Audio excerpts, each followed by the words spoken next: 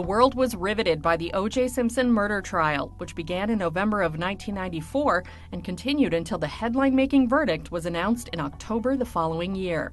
The case involved the former NFL star's ex-wife Nicole Brown Simpson and her friend Ronald Goldman. The two were killed outside the front door of her Los Angeles condo in June of 1994, a crime that led to one of the defining cultural happenings of the late 20th century, the People versus O.J. Simpson. Simpson, who passed away at the age of 76 April 10th following a cancer battle, pleaded absolutely 100% not guilty on July 22, 1994.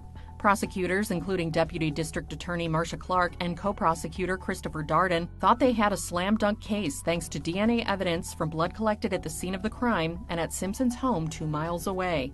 Much to Clark and Darden's disbelief, Simpson's defense team, led by Johnny Cochran, dismantled the jurors' trust in the seemingly irrefutable DNA and in the police who investigated Simpson.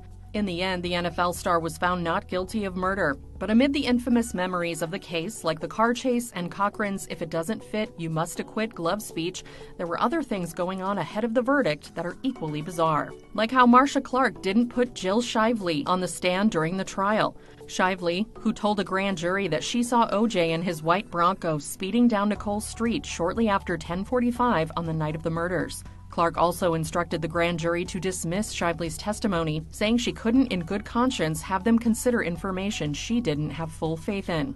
O.J.'s post-trial book, If I Did It, Confessions of a Killer, is the one most tied to the case, but the athlete's first book actually came out in 1995, when the trial was underway. O.J. released I Want to Tell You, which purportedly featured the defendant's answers to the thousands of letters he'd received since going to jail. It sold more than 650,000 copies.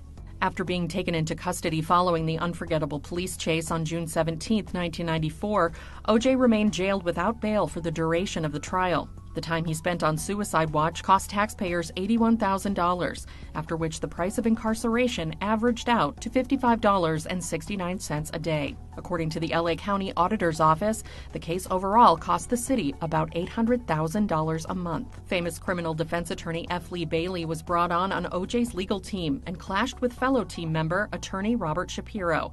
After O.J. was acquitted, Bailey said on CNN that Shapiro initially wanted O.J. to plead guilty to manslaughter, a charge Shapiro denied, though it was widely reported that conversations about a possible plea were held at his office. Bailey later told Huffington Post in 2019, "We tried to fire Shapiro for being an asshole. O.J. told him, 'You're benched,' and Bob said, 'Fine, I'm going out to give the public my opinion of your guilt.' O.J. knew that would be devastating before the trial, so he kept Bob aboard."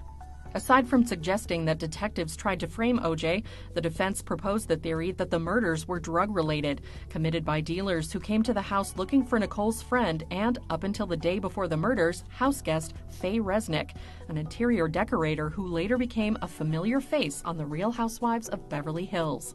Resnik co-wrote a couple of books stemming from the case, starting with Nicole Brown Simpson, The Private Diary of a Life Interrupted, which came out in 1994, right in the middle of jury selection. Her book Shattered in the Eye of the Storm, about how the trial affected her, came out in 1996.